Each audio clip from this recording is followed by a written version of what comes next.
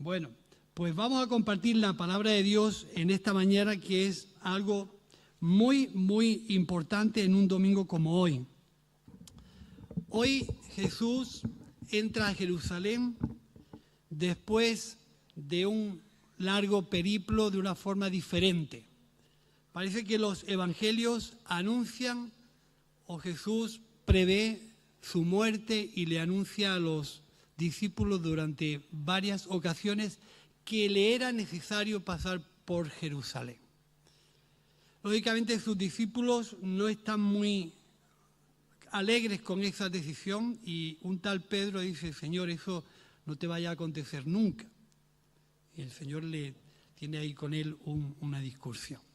Pero todo empieza con aquella declaración de Juan el Bautista, cuando ve a Jesús de entrar en las aguas, y creo que para mí hace la mayor declaración de quién es Jesús. Dice: este es el Cordero de Dios que quita el pecado del mundo. Ese es el principio de todo lo que va a ser el ministerio de Jesús hasta que llega a completar esta lectura que vamos a hacer hoy, que está en el capítulo 21 del Evangelio de Mateo, versículos del 1 al 11. Esta escritura es una escritura que se produce después de una serie de acontecimientos donde Jesús es escuchado, donde Jesús es rechazado, donde Jesús es entendido, donde Jesús no es entendido. Es decir, él tiene un ministerio de 3 años hasta que llega este acontecimiento final. Juan el Bautista lo señala como el Cordero de Dios que quita el pecado del mundo, pero termina en esta semana que para Jesús es muy importante y para nosotros, porque esta semana que Jesús pasa en Jerusalén está relacionada con muchos actos que estaban ya profetizados en la vida de Jesús en el Antiguo Testamento. No es algo que acontece por circunstancias, sino es algo que estaba escrito.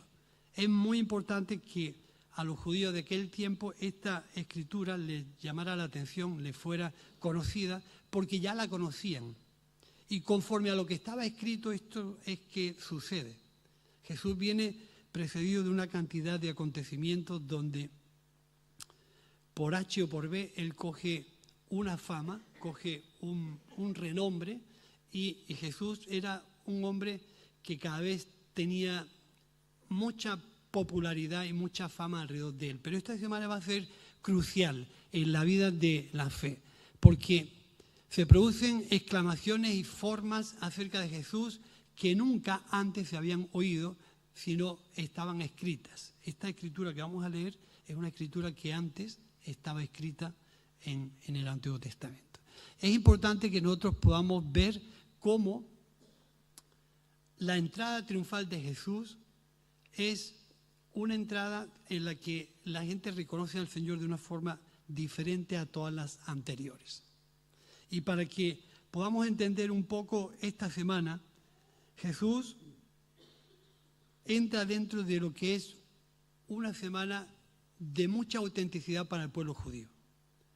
Sabéis que para el pueblo judío celebrar la Pascua era una de las fiestas más importantes que ellos podían tener.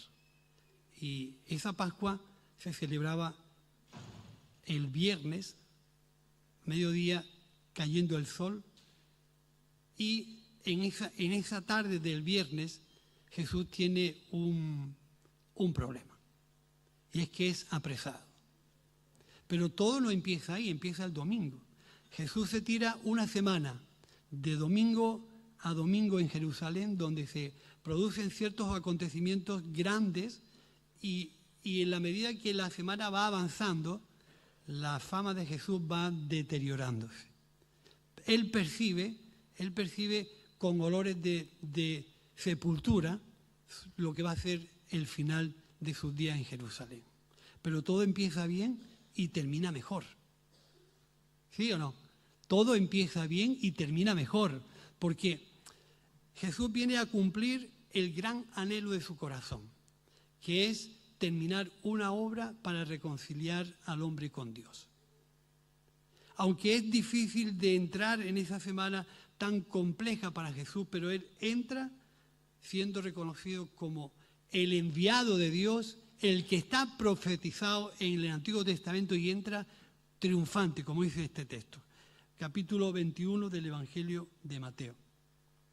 Cuando se acercaron a Jerusalén y vinieron a Betfagé, el monte de los olivos, Jesús envió a sus dos discípulos, diciendo: «Id a la aldea que está enfrente de vosotros, y luego hallaréis un asna atada y un pollino con ella. Desatarla y traérmelos.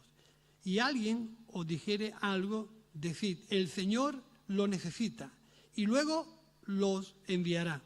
Todo esto aconteció para que se cumpliese lo dicho por el profeta cuando dijo: «Decid a la hija de Sión: he aquí el rey viene a ti, manso, sentado sobre un asna, sobre un pollino, hijo de animal de carga». Y los discípulos fueron e hicieron como Jesús les mandó. Y trajeron el asna y el pollino y pusieron sobre ellos sus mantos, y él se sentó encima. Y la multitud era muy numerosa. Tendía sus mantos en el camino, y otros cortaban ramas de árboles y los tendían en el camino. Y la gente que iba delante y que iba detrás aclamaba diciendo: «Hosana al Hijo de David, bendito el que viene en el nombre del Señor. Hosana en las alturas», cuando él entró en Jerusalén. Y toda la ciudad se conmovía diciendo: «¿Quién es este?». Y la gente decía: «Este es Jesús, el profeta de Nazaret de Galilea, el Mesías prometido». Qué extraordinaria escritura tenemos delante nuestra para confiar totalmente en la obra de Jesús, que iba a culminar a costa de su vida y el sacrificio de su cuerpo y el derramamiento de su sangre. Iba a culminar todo lo que nosotros estamos disfrutando hoy. Hoy podemos, en alguna forma, de manera simbólica, decir: «Hosana al Hijo de David, bendito el que viene en el nombre del Señor». Bendito el que viene en el nombre del Señor. Es muy, muy saludable para nosotros ver por qué esta escritura, que dicen los entendidos, yo no soy muy teólogo, que está escrita 500 años antes de que Cristo pudiera aparecer. Y hay otro salmo que está muy relacionado con esta escritura, y dice, Salmo 118, 21 al 26, dice: «Te alabaré porque me has oído y me fuiste por salvación. La piedra que desecharon los edificadores ha venido a ser cabeza de ángulo. De parte de Jehová es esto. Este es el día que hizo el Señor. Nos gozaremos y nos alegraremos en él. Oh Señor, sálvanos ahora. Hosana, sálvanos ahora. Te ruego, Señor, que nos hagas prosperar ahora.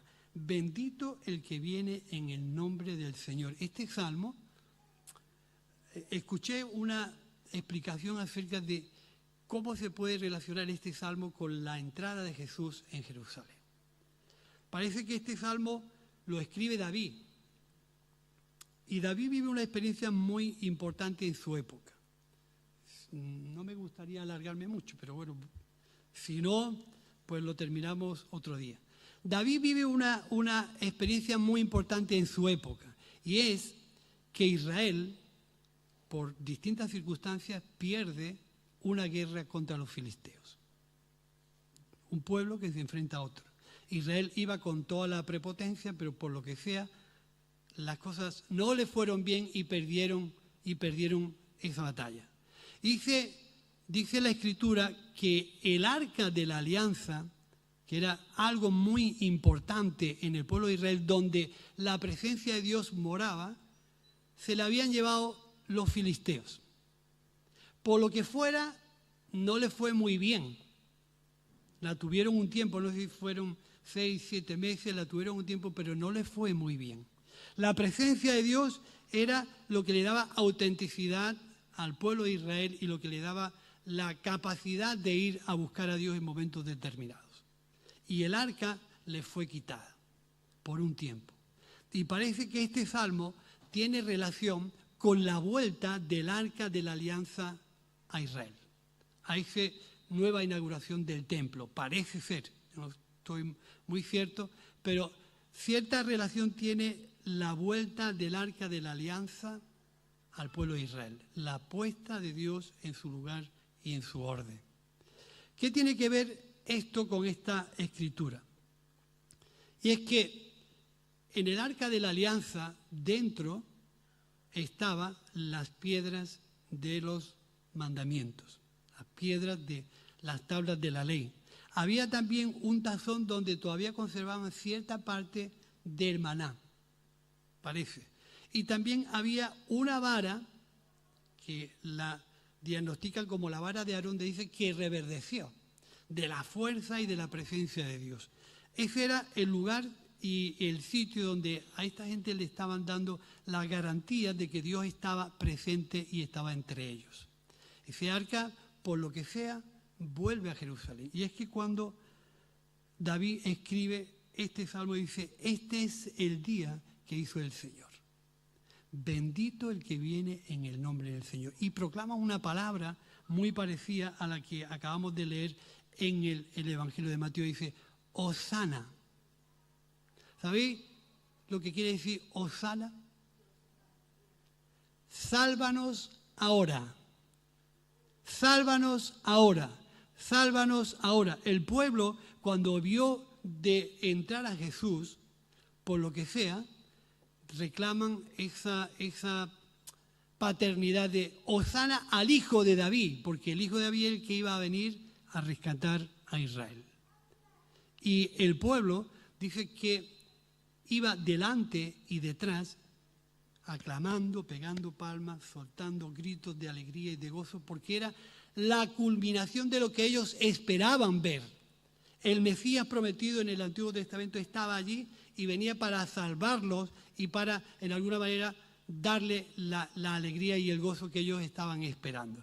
Y comienzan a gritar: Hosana al hijo de David. Bendito el que viene en el nombre del Señor. Esas fechas se producen en una fecha donde el pueblo de Israel iba a celebrar su fiesta principal, la Pascua, a la que Jesús iba encaminado.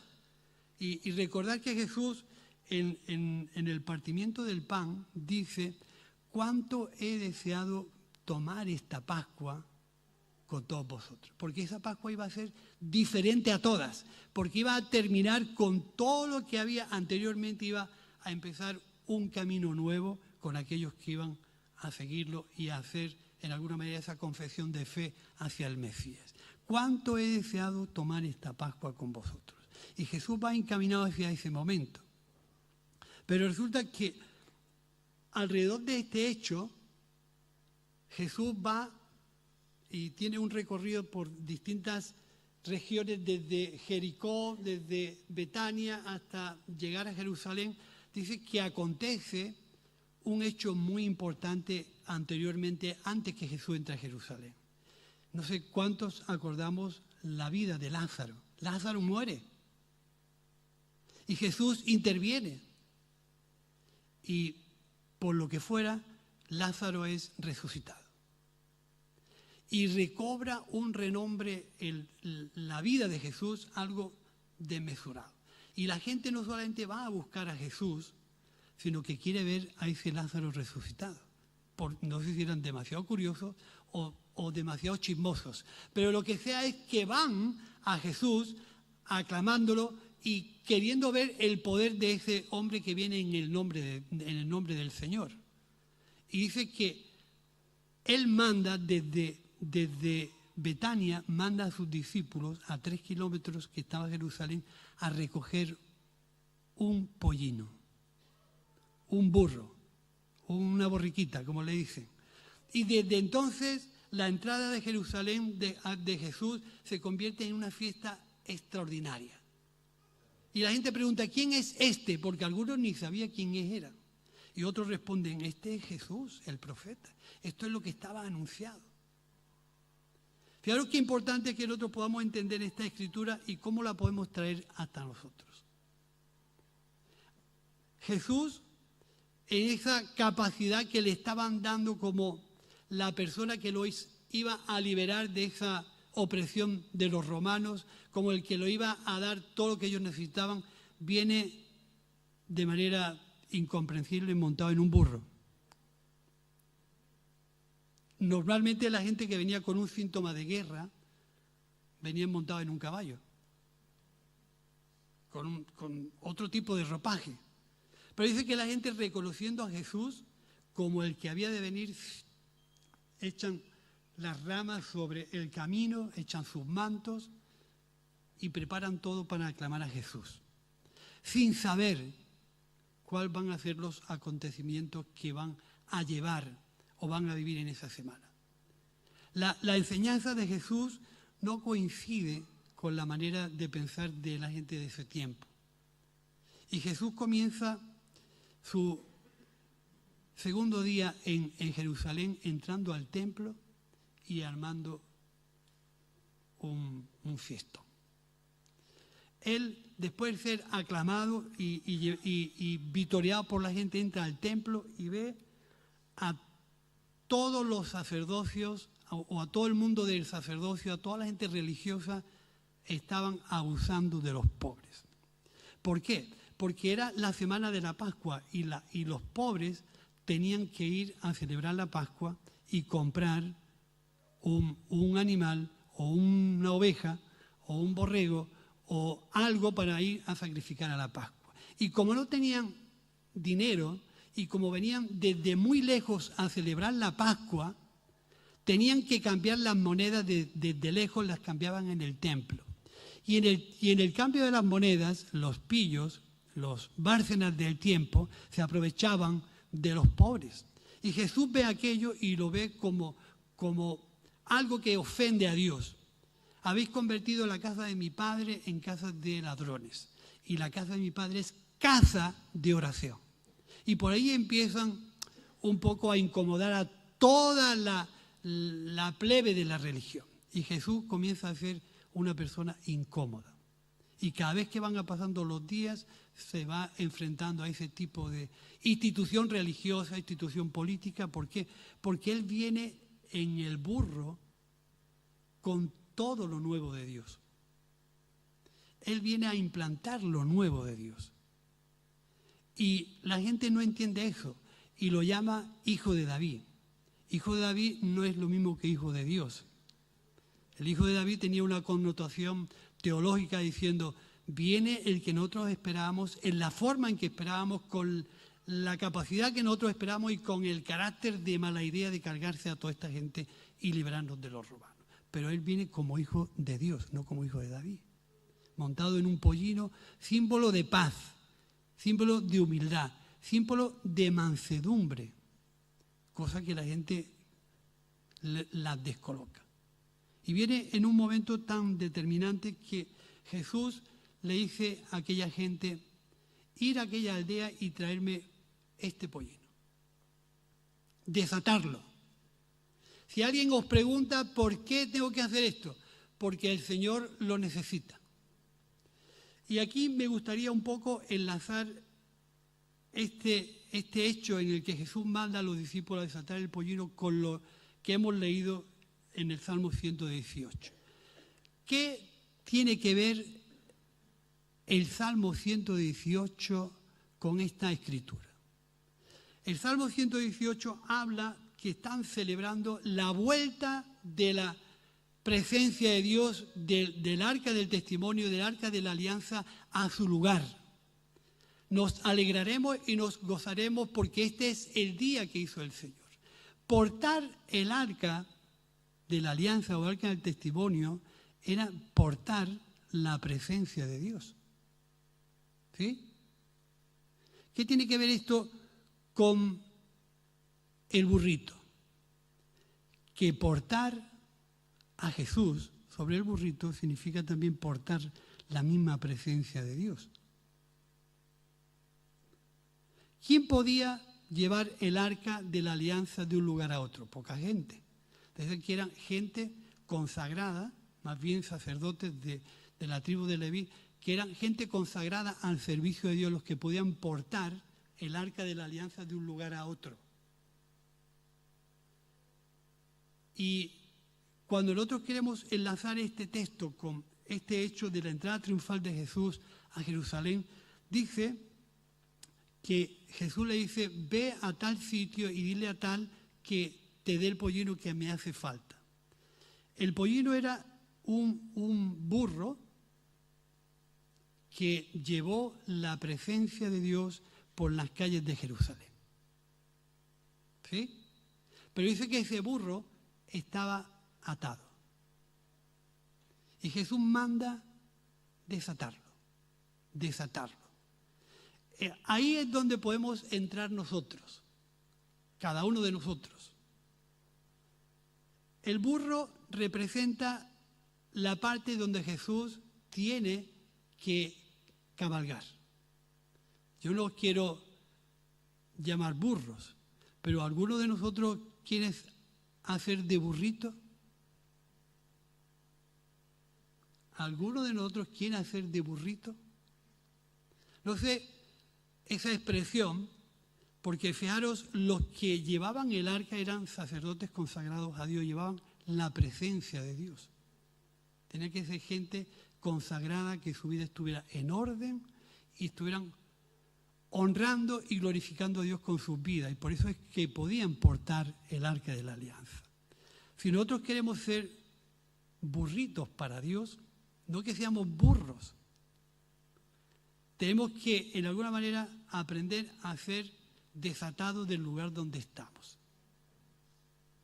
No sé cuántas cosas pueden estar atando nuestra vida o a cuántas cosas podemos estar atados. Pero para ser burro para Dios, tenemos que ser gente libre. Y de alguna forma, ¿por qué tenemos que hacer esto? Porque el Señor te necesita a ti. Así que aquellos sacerdotes que llevaban el arca de la alianza de un lugar a otro, llevaban la presencia de Dios y las cosas se ordenaron. Si Jesús está haciendo esta entrada en Jerusalén y está viendo la necesidad de buscar personas que porten la presencia de Dios, tenemos que aprender a ser desatados de aquellas cuestiones, argumentos, ideas, esclavitud que tenemos en nuestra vida y ponernos a disposición del que va a montarse en nuestra vida, al que le estamos dando honores y gloria, poniendo sobre nuestra cabalgadura nuestros mantos, que significan que nos sometemos al que se va a sentar en lo alto nuestra, y a nosotros nos toca caminar con la presencia de Dios de un lugar a otro. Fijaros, cuando nosotros nos convertimos en burritos para Dios, parece que nos estamos ofendiendo. Cuando nosotros nos convertimos en burritos para Dios, estamos permitiendo que la presencia de Dios se more en nosotros, que estamos dispuestos a obedecernos porque el Señor nos necesita. Y cuando hacemos eso, estamos cabalgando con lo nuevo de Dios desde la misma presencia de Dios en nuestra vida. Estamos llevando un mensaje nuevo a las distintas y a los distintos lugares donde nosotros estamos. Nos hacemos portadores de paz. ¿Qué representaba Jesús? ¿No dice la Biblia que era príncipe de qué? Príncipe de paz. Príncipe de paz, príncipe de un mensaje nuevo, príncipe de generosidad, príncipe de misericordia, de dádivas. Cuando nosotros dejamos que Jesús se monte en nosotros, nos convertimos en portadores que llevamos el mismo mensaje de Jesús a los distintos sitios donde nosotros nos movemos. Pero ¿cómo podemos ser portadores de Jesús si seguimos atados a un sitio y ese sitio nos tiene por años y años y años en el mismo sitio sin movernos? No vamos a tener posibilidad de desarrollarnos, no vamos a tener posibilidad de crecer, no vamos a tener posibilidad de comprender la grandeza de Dios si estamos atados. No sé si me estáis entendiendo, pero el mensaje de Jesús ha llegado hasta nosotros para desatar todas nuestras ligaduras de esclavitud, todas nuestras controversias mentales, todas nuestras dudas acerca de las cosas de Dios y para que el mensaje de Dios se revele en nuestra vida de tal forma que nos hagamos portadores de ese mensaje de vida a aquella gente que todavía no les ha llegado la buena noticia. ¿Por qué? Porque el Señor te necesita. Todavía el Señor sigue buscando obreros desde por la mañana hasta por la noche. Porque la mies es mucha, pero los obreros son pocos. La Biblia dice, y rogar al Señor de la mies para que envíe obreros a la mies. Pero si seguimos atados a nuestras costumbres, a nuestro formato de vida, a nuestras ideas, y no permitimos convertirnos en un agente útil que sirva al Evangelio, no vamos a ser portadores de ese mensaje. ¿Qué requiere el que yo obedezca en esta mañana el portar a Jesús sobre mi vida? Pues requiere que ponga mi vida en orden. Requiere que consagre mi vida a las cosas de Dios. Requiere que limpie mi interior para que el Señor resplandezca, porque fijaros, la idea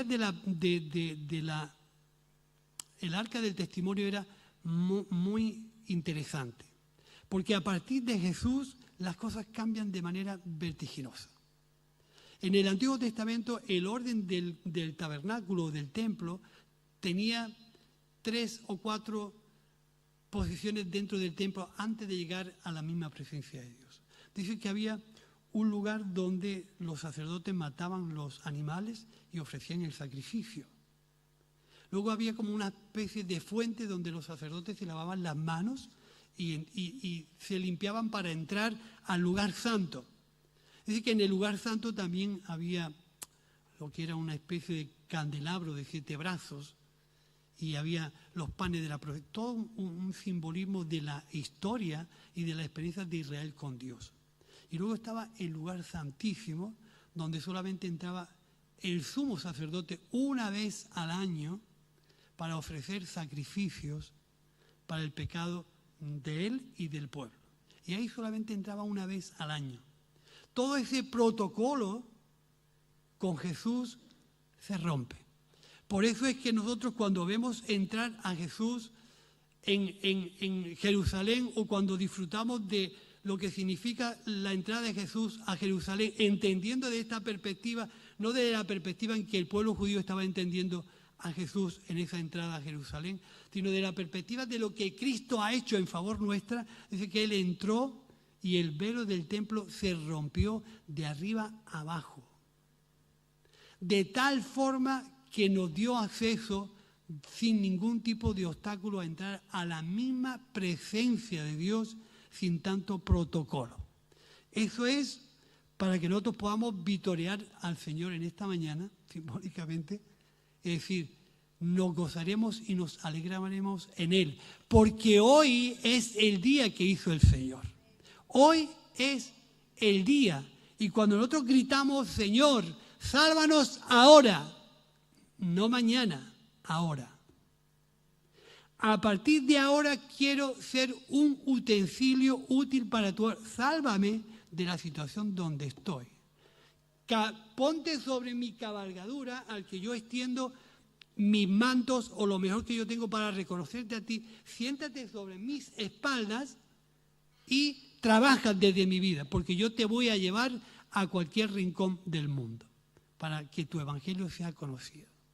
Ese rompimiento con el protocolo religioso, si nosotros lo entendemos en esta mañana, es para que nosotros digamos, hoy es el día que hizo el Señor, porque puedo entrar de una manera confiadamente a la misma presencia de Dios, sea quien sea, porque Cristo ya hizo el trabajo, se entregó por mí, llegó a la cruz, fue sacrificado, derramó su sangre, fue sepultado y resucitó para el perdón de mis pecados. Eso es para que nos alegremos, eso es para que nos gocemos, eso es para que nosotros podamos romper con todas las cadenas que nos atan y nos sujetan y vivamos la fe desde la alegría que produce el Evangelio en nuestra vida. en convertirnos en portadores de la misma presencia de Dios. ¿No dice que en Jesús habitaba toda la plenitud de la deidad? ¿Sí o no? ¿Puedo comparar llevar el arca a llevar a Jesús? Esa prefiguración de lo que anticipadamente esta gente prefigura que va a venir, lo estamos viviendo nosotros. Nosotros estamos viviendo la misma presencia de Dios en nuestra vida. Y lo que hoy celebra toda la cristiandad de una manera muy diferente unos de otros, nosotros desde esta comprensión podemos decir, nos gozaremos y nos alegramos en Él. Porque hoy es el día que ha hecho el Señor. Hoy Dios me ha dado entendimiento de lo que es Cristo en mi vida. Y si algo no marcha bien, gritaré con más energía que nunca, porque me doy cuenta que estoy atado a una forma de vida que no me deja portar el mensaje ni ser quien Dios quiere que yo sea. Señor, sálvame ahora. ¿Tú entiendes y reconoces a qué estás atado? Muy importante. Si nos queremos convertir en portadores de este mensaje de paz y ser pacificadores y gente, hombres y mujeres de paz, tenemos que gritar al Señor, me estoy alegrando porque estoy entendiendo esto. Por eso yo vengo a ti y te pido, Señor, sálvame. Ahora, no quiero estar ni un día más siendo alguien atado a mi manera de pensar. Quiero ser parte de tu mensaje y quiero repartir esta buena nueva a todos los sitios. Así que cuando Jesús iba caminando por Jerusalén y la gente le aclamaba, la gente le vitoreaba, los religiosos de ese tiempo dicen, esta gente no sabe lo que está haciendo, pero ¿quién es este? ¿Y por qué hacen este tipo de cosas? Pero nosotros hoy en día podemos clamar a Dios con pleno entendimiento, con plena comprensión de que Jesús es el Hijo de Dios, que ha venido a salvarnos, que ha venido a perdonarnos, que ha venido a reconciliarnos con Dios. Por lo tanto, yo quiero ser un servidor de ese mensaje. Yo quiero convertirme en un utensilio útil para Dios desde esta comprensión de la Escritura. Y aunque esto se dijo hace mucho tiempo, es una Escritura viva para mí el día de hoy. Señor, no quiero pasar ni un día más siendo insensible. No quiero pasar ni un día más siendo ignorante a tu propósito para mí. No sé en esta mañana lo que tú quieras mostrarme con esta Escritura, pero a partir de hoy, no de mañana, de hoy, quiero que tú intervengas en mi vida, de tal manera que yo me pueda convertir en alguien que se alegre, se regocije, se goce, disfrute de que Dios vive en mi vida. Y tengo algo importante que decir, es que el Hijo de Dios vive en mí.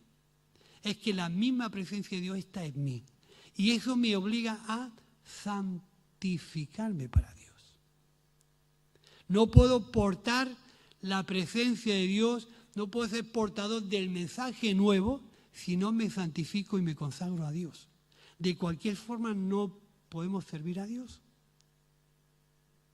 Nos damos cuenta la trascendencia y la simbología que tiene entre una parte de lo que significaba la alianza o el arca del testimonio para el pueblo de Israel, lo que significa Cristo en nuestra vida. Si Él vino a allanarnos el camino para entrar a la misma presencia de Dios y ha decidido no tomar en cuenta nuestros pecados, sino ha decidido permitirnos que entremos hasta la misma presencia de Dios sin distinción de razas, ideología ni culturas, sino que nos permite entrar sin ningún tipo de impedimento. ¿Qué te impide entrar? A lo que tú estás atado o a tu manera de pensar o tus argumentos. Por eso es importante decir, Señor, hoy yo quiero entrar a tu presencia. Hoy yo quiero consagrar mi vida a ti. Hoy quiero disfrutar y gritar con toda la comprensión del mundo, bendito eres tú que vienes en el nombre de Dios. Hosana al Hijo de Dios. Hosana al Hijo de Dios, bendito el que viene en el nombre. Me gozaré y me alegraré en el día de hoy, porque hoy he entendido esta Escritura para mi vida. Se acabaron los momentos de esclavitud. Se acabaron los pensamientos que me tienen atado. Se acabaron los momentos y ideas que me tienen incapacitado. Hoy es el día de Dios para mí. Si tú eres capaz de declarar eso, hoy es el día importante, hoy es el día del Señor para ti. Hoy vas a comenzar a caminar de una manera diferente. Jesús no le fue fácil desde que Juan el Bautista declara el Cordero de Dios que quita el pecado del mundo. Desde ese momento hasta este momento no le fue fácil llegar. Su enseñanza no cuadró del todo con mucha gente. Pero él declaró: cuánto he deseado comer este pan y este vino hasta que llegue el día. Porque él veía decir: se va a culminar la obra de Dios. Por fin se va a culminar el propósito de Dios. Por fin va a empezar una era nueva en la que el mundo tiene la oportunidad de reconciliarse con Dios. Y eso es lo que a mí me anhela y me hace gozarme. Por el gozo puesto delante de él, dice que sufrió el oprobio. Porque él veía ese día, él veía este día como el día del Señor. Y por eso cuando entra, muchas veces cuando leemos la escritura de Lucas capítulo 4, Jesús dando el discurso en la sinagoga, él dice: el Espíritu de Dios está sobre mí. El Espíritu de Dios está sobre mí porque me ha ungido para dar buenas nuevas a los pobres. Y cuando nosotros entendemos que esa buena nueva ha venido a formar parte de nosotros, no tenemos más remedio que glorificar, aclamar, alegrarnos, gozarnos, reírnos, es decir, disfrutar de la fiesta que supone que Dios ha cumplido su propósito desde que lo tenía planteado hasta los días en que se culmina esta obra, pero es que ha llegado hasta nosotros. Por eso yo te pregunto, ¿te quieres convertir en un burrito para Dios? Puedes convertirte en un burrito para Dios. Puedes poner todo lo más representativo, todo lo que te da identidad, todo lo que te da garantía, todo lo que te da cierto caché de importancia, lo puedes poner sobre la cabalgadura y dejar que Jesús se monte en lo alto tuya y ser portador de esa buena noticia. Yo te invito a que lo hagas. Ahí donde estás puedes cerrar tus ojos y si quieres levantar tu mano, has entendido esta escritura, quieres que Dios comience a salvarte y terminar de salvarte, cierra tus ojos, levanta tus manos y vamos a dar gracias a Dios. Esta escritura, cuando Jesús le decía a los que le escuchaban en la sinagoga: hoy se ha cumplido esta escritura delante de vosotros. Hoy. Entonces las cosas de Dios no son para el mañana, son para hoy. Hoy quieres ser salvado del sitio, del lugar, de las circunstancias donde estás. Tienes que clamar desde lo más profundo de tu corazón: Hosana, Hosana, sálvame ahora. Padre, te damos gracias. Señor, tú conoces nuestros corazones en esta mañana. Conoces todas las circunstancias que nos rodean. Conoces todas aquellas cosas, Señor, que están, Señor, atando nuestra vida a criterios, a formatos, a ideas, Señor. Argumentos personales nuestros, sean religiosos, Señor, de cualquier otro tipo. Pero en esta mañana, Señor, esta escritura la hemos entendido porque tu presencia está en medio nuestra. Y queremos, Señor, rogarte que en el nombre de Jesús, tú puedas, Señor, por el poder de tu Espíritu Santo, desatar, Señor, todas las ligaduras de esclavitud que hay en nuestras vidas. Señor, para hacernos libres y sernos portadores, Señor, de ese mensaje de paz. Queremos pedirte que en el nombre de Jesús, por el poder de tu Espíritu Santo, tú obres en la vida de mis hermanos en esta mañana y de aquellos que nos están oyendo. Que tu Espíritu Santo lleve libertad, pueda llevar el gozo y la alegría de ser portador de esta buena noticia. Yo quiero bendecirlos en esta mañana y pedirte, oh Dios, que los hagas libres por el poder de tu Espíritu Santo de todo aquello que nos tiene, Señor, esclavizados. quiero rogarlo, Señor, juntamente con mis hermanos, en el nombre de Jesús, para que sea una realidad en sus vidas. En tu nombre, amén. Que el Señor os bendiga y que tengáis una buena semana.